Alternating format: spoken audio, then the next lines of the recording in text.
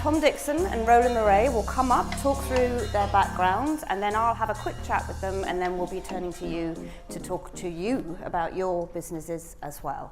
So I'd like to introduce Roland Mouret, fashion designer. He's also done a little bit of interiors as well. Roland's going to just talk through how he started, where he started, and where he is today. The first line, my father was a butcher. That's where he started. He started as a kid of 7 years old.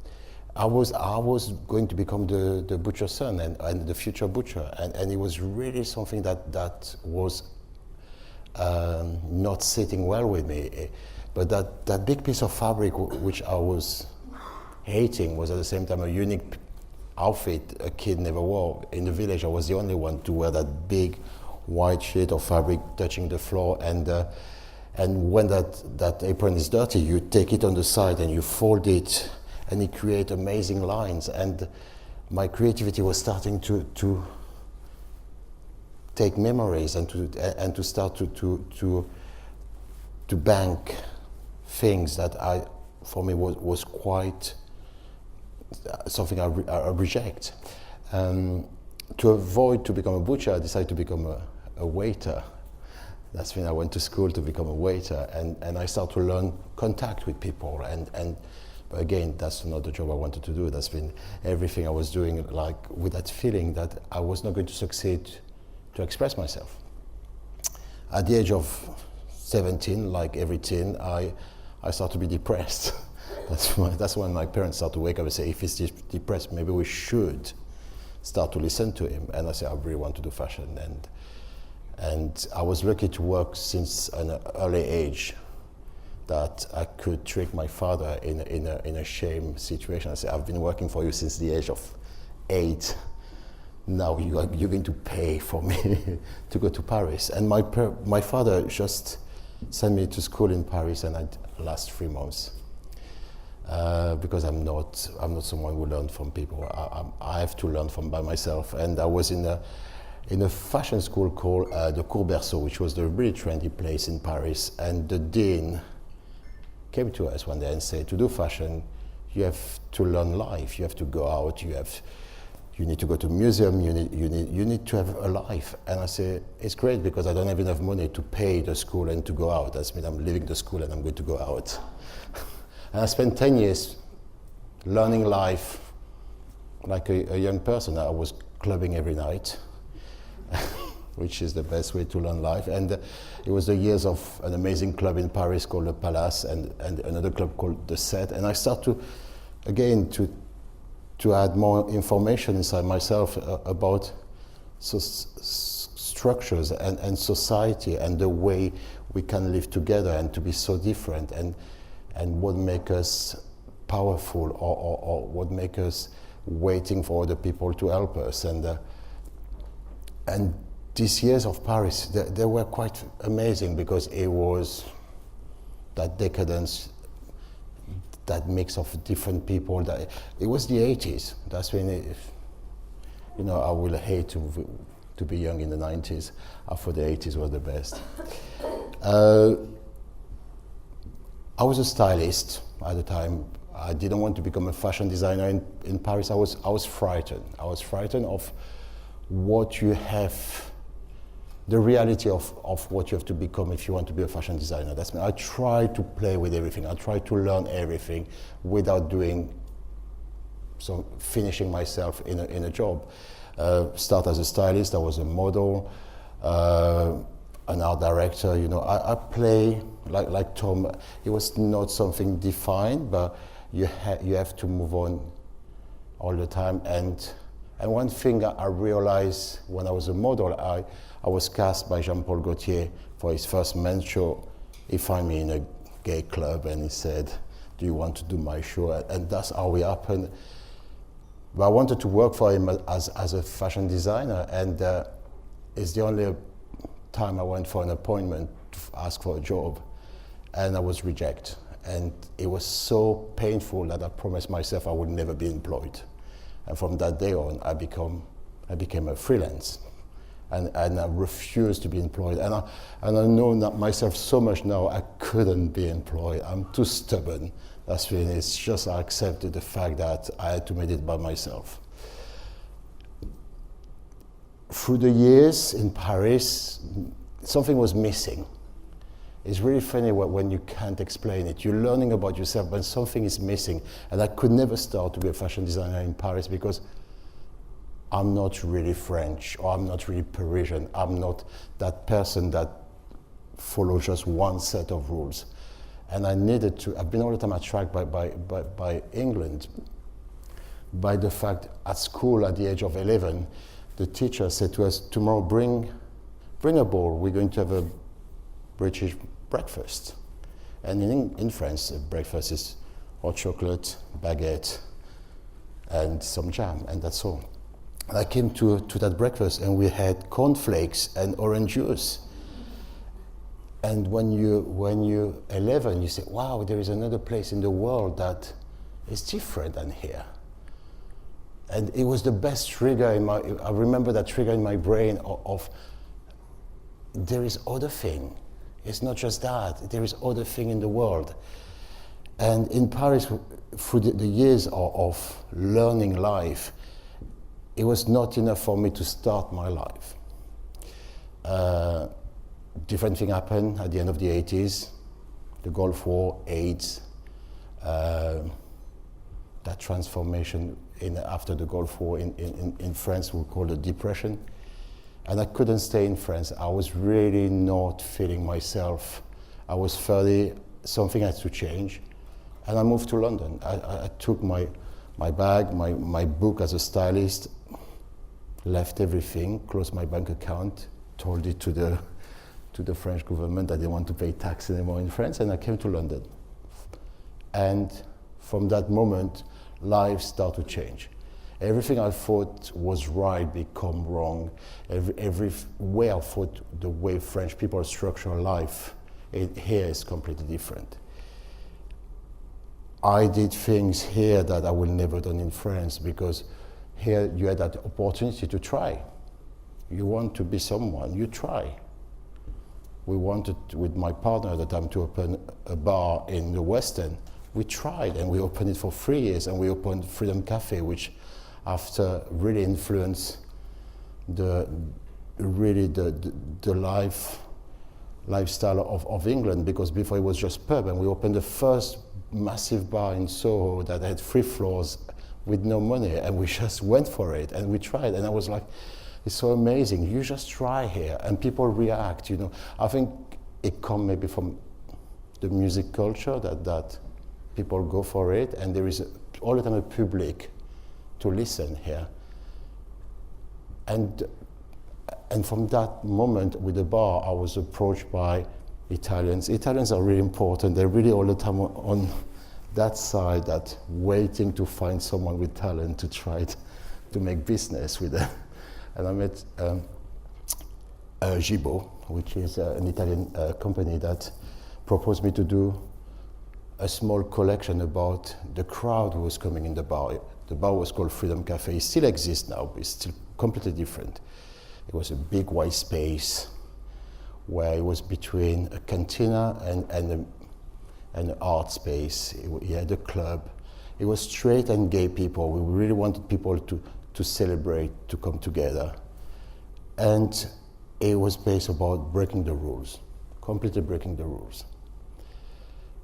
And the crowd was really interesting, and for Italian companies, that crowd will represent a business. And we start a young collection called People Corporation, which was, I think, the first contemporary collection.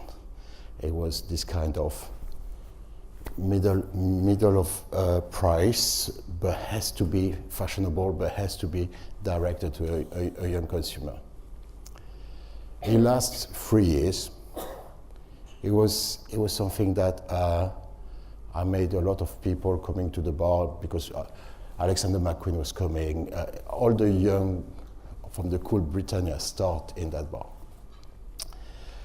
And we did different collaboration, and we were doing exhibition, and But that was not my future. I was never wanted to become a bar owner. That's been, we last 5 years, sold it before to go bankrupt, because that's another thing when you start. Bankruptcy is all the time part of your family.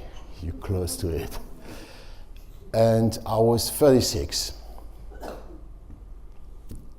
And it was like, if I don't try now to become a fashion designer, at 40, I'm going to be a bitter bastard, bad-mouthing the young one who start.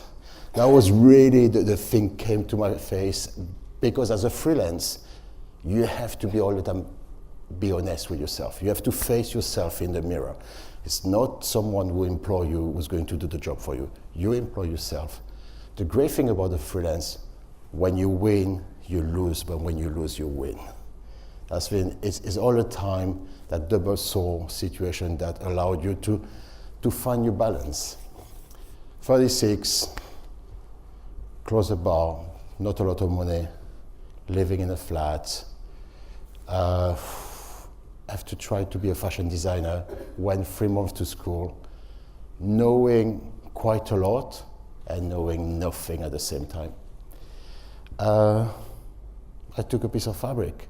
I took one of the bed sheets, I had a dummy, and I started to do what I did at 7. That square, it's like an apron. I'm going to drape it on a female form.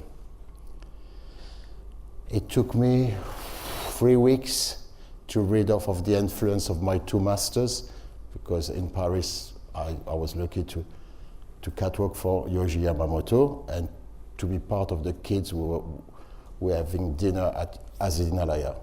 That's mean for 3 weeks, everything I was draping was one or another. And I had to be honest, I said, I can't, that's too much Asdin, that's too much Yohji.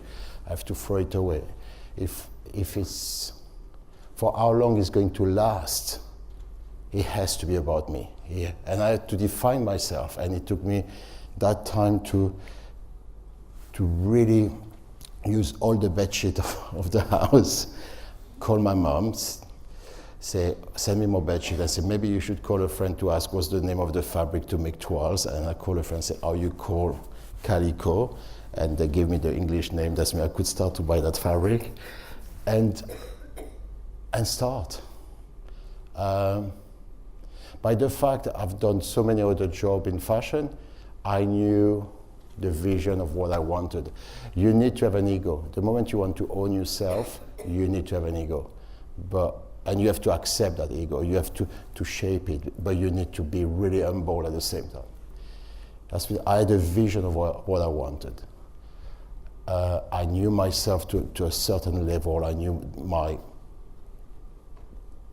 countryside and my city side, and I wanted all the time to join the two of them. And the concept was to make really couture piece in heavy fabric, and really what is the more in contradiction. From there, I did 15 pieces, present them in London, was really well received. It was the beginning of Cool Britannia, and I was pushed in that scene. It took me 20 years to learn from that first dress how to put a lining, a zip, and to finish it. It's a learning process. You start to add people around you, because that ego takes you, you know where you want to arrive, and you just find a solution. You still accept that bankruptcy can be your best friend, because you have to avoid it, and you move on, in a world which at the time, the 90s, were really something, we took it for granted. We move on from designers who are presenting 2 collections a year, we present now 6 collections a year. We start to create a fashion rhythm of addiction during the 90s. We took it in our arms and we did it. Is it right? I don't know. I don't think now it's not right. We have to change it. But at the time it was fantastic. We made it the way we wanted because we didn't know what we were doing. Am I on time? I'm going to finish on that. But it's it's really funny how that education we had, and I think we, from McQueen to Hussein to Stella McCartney, all that generation, we had an education where it was given to us on a platter. We define our creativity. We have, each of us, we have a story. But now that story has to be redefined, how we're going to use it in the future. It's a new beginning. And creativity is not anymore just personal. It's something that we have to push to the planet and to where we're going. I'm going to introduce Tom, who is kind of a design entrepreneur. He's got an OBE, and he's kind of a legend in the design. He works in product design, he works in interior design. It's really quite a big lifestyle design as well. So Tom's going to quickly talk through where he is and where he's from. I'm from London. Oh, it's on there now, okay. And it's kind of great to have this view and see the whole of London here. But I think people that grew up in London in the time I grew up had a kind of interesting ride through a series of subcultures. And I mean, it started off with me being chased by skinheads, and I was a bit more of a hippie. There was glam rock, which was kind of influential. There was new romantic, and it was a very tribal city. With a lot going on.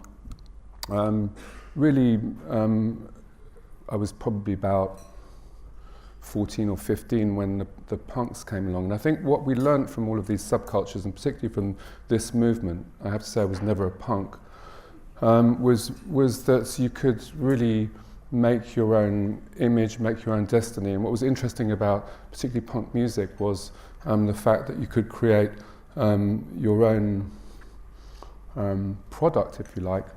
You could make up your own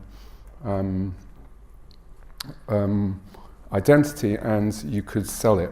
So when I went into music, because I was a musician for 2 years, it was quite clear that I could learn my own instrument. I could very quickly join a band. We would then become for 2 years quite well known, and when I broke my arm in a motorbike accident, I was then unable to play music, and I started making things. So you can see very clearly from these images that I was not a very good designer. I was somebody who was actually making very dangerous furniture, quite ugly furniture, and quite... but what was interesting was that it was very influenced by my London experience. So the moment when I realised that there's something here which has got value is when people start buying the objects. And I like to call it alchemy, because the confidence I got was really from making things was when people started buying them. So that's when I started realising there was possibly something there that I could use to actually make a living from something I was enjoying doing. So I made a lot of things. It moved from being rusty metal and found objects to being objects that I found in cookery shops. Here's a chair made from a frying pan. I started buying some more tools, and those tools started influencing the shape and the function of the object. So you can see here a guillotine that chops metal into small pieces and allows me to make a much more refined chair. I've become much better at welding. You can see that I start being able to understand structure and build things that have got a more formal engineering aesthetic about them. And I'm living in a London and a UK which really doesn't have a design culture at all. There's no design supplements in the Sunday Times at the time. There's no design publications at all. And industrial design is a very separate field which you have to study for, and you go and work in proper industrial design doing cameras or cars. So there's no real place for a person like me in the London scene. But you can see my chairs start becoming more sculptural and more elegant. And you see here a chair which is still made from scrap, but has got there as a base a steering wheel from a Golf GTI car. The rubber from the inner tube of the car is upholstery, And this is a very uncommercial chair because it still smells of rubber, and I never even managed to sell this until I start transferring it into a more natural material, which seems to appeal a lot more. So here, woven in rush. But still there's no distribution, no means of producing this thing more than in a kind of craft way.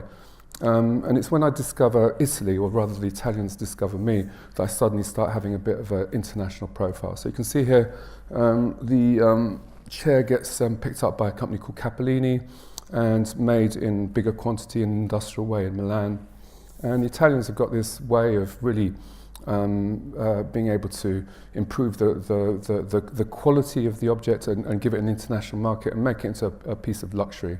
And you can see obviously the British chair has possibly a bit more character and it's got more attitude, but the Italian chair is something which is the object which gives me a bit more of an international reputation. So I move rapidly from being a self-made or self-making craftsperson, not a very good craftsman, to being a designer for Italian companies.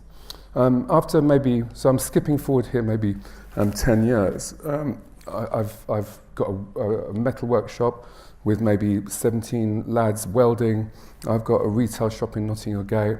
I'm doing my own marketing. I'm doing metalwork for other people, often for fashion designers like Comme des Garçons or Vivienne Westwood or Catherine Hamnet. I was doing shop fitting. And the whole thing was a bit wobbly and it was time to get a proper job. So I get a proper job at this company called Habitat, which at the time is owned by IKEA, because IKEA is the biggest furniture company in the world. So I jumped from being a really self-made craftsperson to working for the biggest furniture company in the world. So I spent 10 years there. This is where I meet Roland, right at the end. And then I'm sick of working for the corporation, and I'm really a kind of designer that's done a bit of craft, a bit of industry. I'm a kind of designer with 9 different lives. I've worked as a creative director in this big firm. I've learned a lot about branding, a lot about marketing, a lot about catalogues, and a lot about where you source all around the world. But I don't want to work for a big corporation anymore, and it's time to create my own label. So I create my own label, and my own brand, if you like, and of course I've got a very snappy and easy to remember name, which is quite good to slap on a product as a kind of and very easy to pronounce in a lot of different languages, actually. So the reason I do this is because, unlike the fashion business, in the furniture business it's quite hard to, you work as a service to lots of furniture brands. The brands are actually manufacturing companies. So this is Vitra, which is a huge company in Switzerland that makes many, many beautiful objects that you would definitely recognize.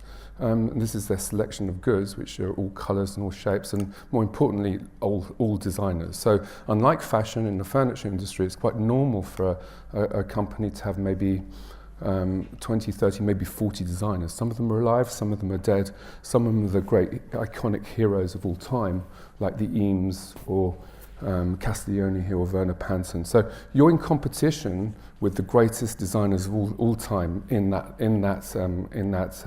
label. So that's why I created my own brand, if you like, so that I could at least have some kind of authority over my own output. So moving rapidly forward, we work in furniture, lighting and accessories.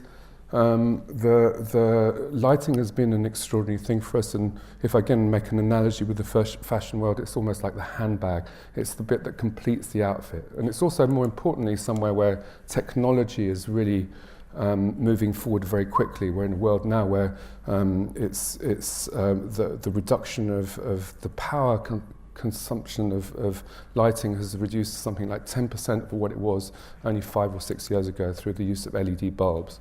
And what's great about lighting is it's not only an object, it's also something which can affect the whole mood of a room. I mean, I'd say it'd be quite good to dim some of these very harsh lights up here and get a more intimate setting, but you're able to really affect the mood through lighting. So it's not just an object, and it's been a great typology for a designer to work in because engineering is moving forward so fast. So we specialize in lighting. Lighting's been great to us, and it allows us to be much more expressive, if you like. Let's skip these ones. We do accessories, which allows us to work in a slightly faster way and also inhabit all kinds of worlds, even to the point of working in things like perfume or scent, for instance. Allows us adventures in in food preparation, and all kinds of different materialities, coffee, office, stationery, flower arranging, etc., etc. So accessories allows us also to extend our audience, because not everybody can afford to buy a table or even has the place to put a new chandelier in. And again, from a buying cycle perspective, I know that last time I bought a chandelier was probably 20 years ago, and so you're not in a position where people can really change as fast as fashion. But in accessories, you can consume just slightly faster, which may not be necessarily a good thing, but it allows us to have access to people that really don't have the money or the space to have large furnishings or lighting. So the smell thing has been interesting as well, because it's proved to me that you can be almost a designer in everything, as long as you've got a strong attitude, which is different to everybody else's. And I've spent a lot of time fighting the perception that I was a designer that made rusty objects, or B, I was a designer that was making expensive chairs, or C, that I was a designer in a high street store doing things at an affordable price. But now, fantastically, I'm a perfumier as well. I'm able to do textiles as well, just like Roland, because we have textile ranges. And we do furniture, which is a much more solid, much more slow-moving, and much more honourable trade in a way, if you think about how long these things may stick around. So we spend a lot of time trying to make things as strong and as solid and as long-lasting as possible. And the difficulty for us is balancing the fashionability of things, so it's desirable and it's new and it's fresh, and the permanence that people expect from furniture. And this has always been quite a complicated balancing act, really. So this is just a micro movie. How am I doing on time, by the way? Okay, I've got to hurry up. Oh, I've overdone it. Hang on. So I'll just quickly whiz through. We're still in London. We have 200 people working all over the world. We sell in maybe 75 countries. This is where we are in King's Cross, so come and visit us there and I can tell you a bit more about what we do. But it's important for us not just to have my brand over the building. We've called it the Cole Office because that's the name of the building. And it's got a restaurant, it's got a design studio, it's got professional services, and it's got retail as well. Food has been a really huge influence on me, and again allows me to be a better designer of restaurants and of tableware and the rest of it.